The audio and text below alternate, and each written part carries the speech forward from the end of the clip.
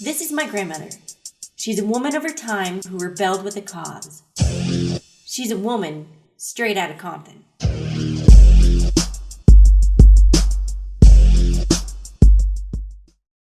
My grandmother spent her childhood in Compton raised by her mother and grandparents. Growing up in the 1950s as a child of a divorced man and woman was very unusual because divorce just didn't happen so much then. It was the time of Ozzie and Harriet and that kind of thing where everybody lived a good life, which really wasn't quite true.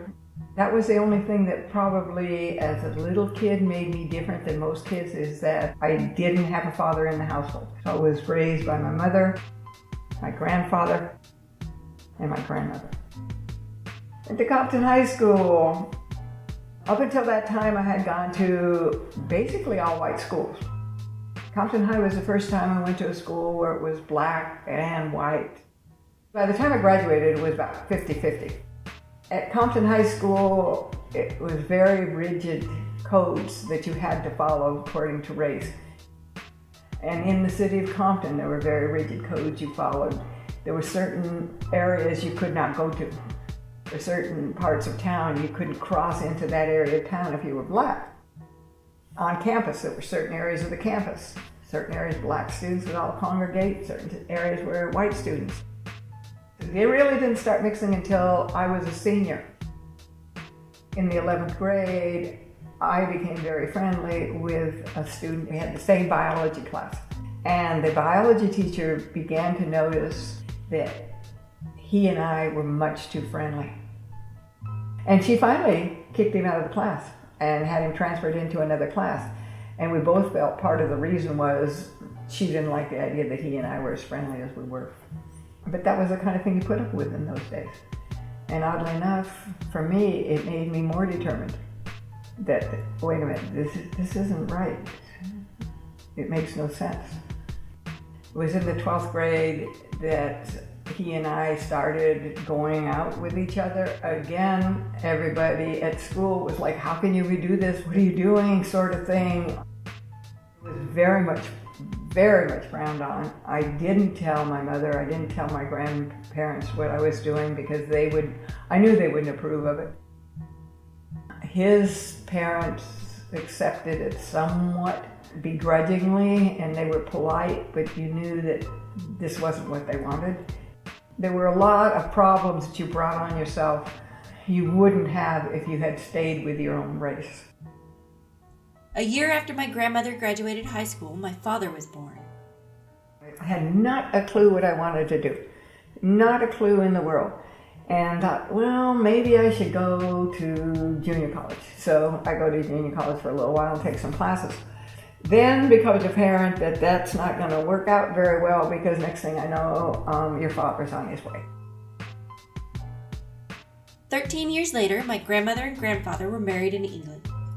We got married by the Forest Heath Council office in England.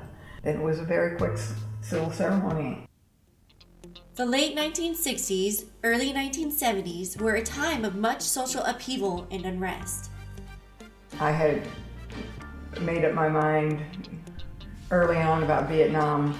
This was a waste of time and this was a mistake.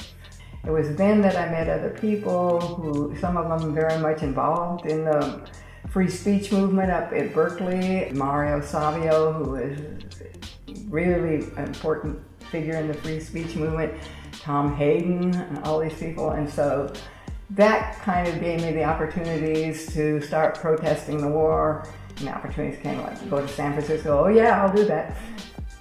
There was a great camaraderie, and there was the idea of, for a while, until Robert Kennedy was killed, that maybe we really could change things. During my student teaching at the end, which was June, was when Robert Kennedy was killed. And it was at that moment I knew of any incident that was not a part of my family or something, that affected me. We will have difficult times. We've had difficult times in the past, but we will have difficult times in the future. It is not the end of violence. It is not the end of lawlessness. and is not the end of disorder. But the vast majority of white people and the vast majority of black people in this country want to live together, want to improve the quality of our life, and want justice for all human beings that abide in our land. That's when I said, okay, I got to be in Compton. It was 1967, 68. Compton had changed a lot because after the Watts riots, white people moved out, and so it was a predominantly black city. Teachers were predominantly white, administrators predominantly white. They wanted white culture imposed upon black students who really didn't want that. My grandmother's first teaching position was 1968 at Dominguez High School, where she taught English. I'm teaching at Dominguez High School in Compton, and I'm enjoying it. I'm having a great time. I really enjoyed working there. When I started there, it was probably my classes first year or two probably were maybe a third to a fourth white. As time quickly progressed, they became totally minority, either a combination Latino, black, mainly black. Gangs became more and more prevalent in Compton. While she was working there, NWA really put Compton on the map, and the tradition continues today with musicians like Kendrick Lamar. I have me swimming with a pool of sharks. Me, I'm just a good kid, trying to keep it neutral. But I'm well aware that a square can get shot too. Most crippin' some pyro. Centennial was a blood school. Before I got to Centennial, I was working in the district office. I knew about NWA and their album Straight Out of Compton. It just happened that NWA was filming a rap video right outside of the office where I was working. Right out of Compton, it's a brother that'll smother your mother and make your sister think I love her. Dangerous young brother racing hell, and if I ever get caught, I make bail. See, I don't really care. And so I was able to watch them. I'm thinking, well, this huge crowd around, I don't know what this is about and stuff, and then people are like, this is NWA. Compton High School, Dominguez High School are Crip schools. Centennial is blood school. It's the only one that's a blood school. Today is not quite as out in your face as it used to be, and one of the reasons is because the demographics of Compton has changed. When I was living there, it was a predominantly white city, and then by the time I got to Compton High School, it was half and half.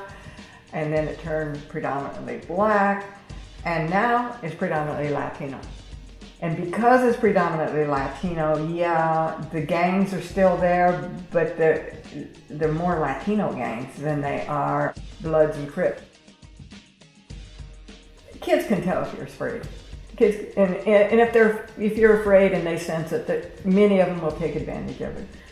My grandmother still continues to try to live her life by the following ideas expressed in this quotation.